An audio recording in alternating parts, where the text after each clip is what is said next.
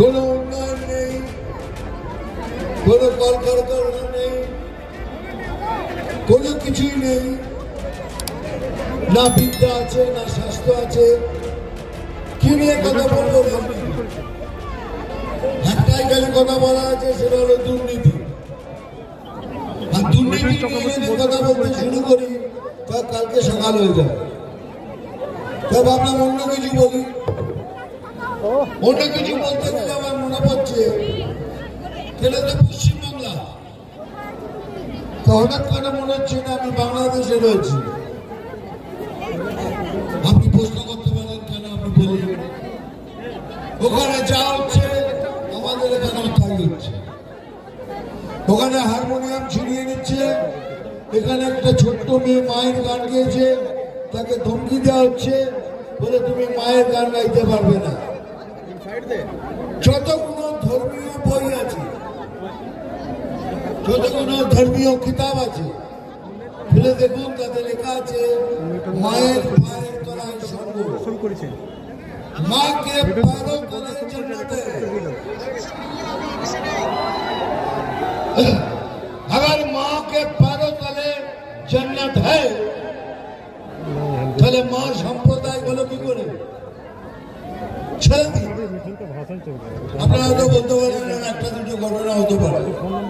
এই দুদিন আগে মধুমন্তী বলে একটি মেয়ে লালন ফকিরের মেলায় গিয়ে গান গাইতে গেছিল, তাকে পর্যন্ত ধরে ধমকি দেওয়া হয়েছে এইসব গান গাইবে না, মায়ের গান গাইতে পারবে না।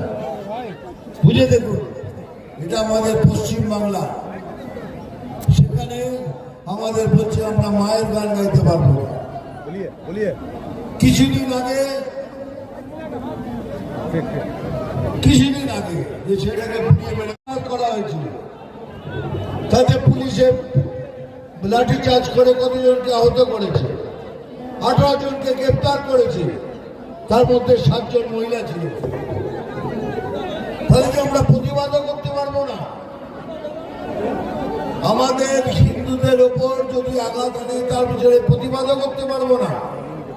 না, আপনি পারবেন না। কারণ এই ধরনের আদেশ ওপর থেকে সবাইকে দেওয়া হয়েছে। বিজেপি মুসলমানের বিরুদ্ধে নয়, আবার বলছি বিজেপি মুসলমানের বিরুদ্ধে নয়, বিজেপি ভারতীয় মুসলমানের বিরুদ্ধে নয়। কিন্তু বিজেপি যারা ভারতে থেকে ভারতের ক্ষতি করে, ক্ষতি ভাবে, সেই সব মুসলমানের বিরুদ্ধে। সেটাই হলো একমাত্র ব্যাপার। আর তাদের দিয়েই আমাদের সরকার তাদের প্রদর্শন দিচ্ছেন, তাদের দিয়ে তো উস্কানি দিচ্ছেন, তাদের দিয়ে সব কাজ করাচ্ছে। যদি আমার কথা বিশ্বাস না হয় তাহলে যান, কিছুদিন আগে হুমায়ুন কবির সাহেব বলেছিলেন যে আমরা 70% মুসলমান, 30% বাঙালি আছি। আমি 30% হিন্দুদের কেটে ভাগীরথী জলে ভাসিয়ে দেব। তার উত্তরে আমি বলেছিলাম, আমি ভেবেছিলাম চিফ মিনিস্টার কিছু বলবেন, যেসব কথা বলতে নেই, কিন্তু উনি কিচ্ছু বলেনি, আমি বলেছিলাম। কিন্তু আজকে দেখুন, এই কালকে অথবা পরশু দিনের এবিপি আনন্দ দেখুন, সেখানে সুমন দা বলছেন যে হুমায়ুন দা আপনি যেসব কথা বলেছেন সেগুলো সাংঘাতিক, মারাত্মক। 70% মুসলমান, 30% মুসলমানকে কেটে ভাগীরথী জলে ভাসিয়ে দেবে। তার উত্তরে হুমায়ুন দা কি বলেছেন জানেন? উনি বলেছেন এসব আমাকে নেত্রী বলেছে বলতে। ভাবতে পারেন? এটা বলেছে। যদি বিশ্বাস না হয় এবিপি আনন্দের সুমনের কথোপকথন শুনুন, সেখানে শুনতে পাবেন। কিন্তু একটা কথা বলে রাখি, এখন সময় এসছে, এটা আমাদের বাংলা, এই বাংলাতে আমাদেরই থাকতে হবে। আমাদের কোথায় যাওয়ার জায়গা নেই। ওদের অনেক দেশ আছে, তো আমরা কোথায় যাব? আমরা হিন্দুরা কোথায় যাব? সেই জন্য বলছি এইবার সবাই মিলে এক ছাতার নিচে এসে বিজেপিকে ভোট করুন। তাহলে বিজেপি একমাত্র পার্টি যারা লড়ে ক্ষমতা আসলে পরে আপনাদের সবাইকে রক্ষা করতে পারে। সেই জন্যই বলছি বারবার, সবাই একত্রিত হন। এত সোজা নয় বাংলাকে বাংলাদেশ করে দেওয়া। যতক্ষণে শরীরে এক বিন্দু রক্ত আছে, कोई माई का लाल ये नहीं कर सकता।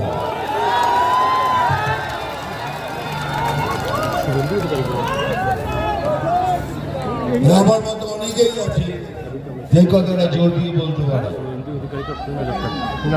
आपने কাশ্মীর ফাইলস পিকচার তো দেখি होगी। ওখানে কি হয়েছে কাশ্মীরে? কাশ্মীরে হিন্দুদের, হিন্দু ব্রাহ্মণদের ওখান থেকে তাড়িয়ে দেওয়া হয়েছে। ওখান থেকে তাড়িয়ে দেওয়া হচ্ছে। কাল যদি সেই ঘটনা আমাদের সাথে হয়, তাহলে আমরা কোথায় যাব? কোথায় যাব আমরা? সব জায়গায় দাদাগিরি চলছে। এই জন্যই বলছি, আবার বলছি, সবাই একসাথে হয়ে লড়বেন। একটা ভোটও যেন ওদিকে না পড়ে। আমি এখানে দীপ্তনুদাকে বলছি, আমাদের প্রেসিডেন্টকে ভালো করে লড়ুন। আমরা 7টা থেকে 7টা সিটি পাবো।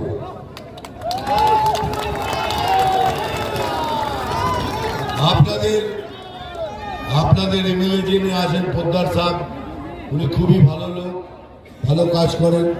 কিন্তু আমি কুলটিতে এলাম কেন? কুলটিতে আসার কারণ হলো, আমি হিরোগিরি করতে আসিনি। কুলটিতে কেন এলাম? কুলটিতে এই জন্যই এলাম, আমার ভাই বোনের সাথে দেখা করতে।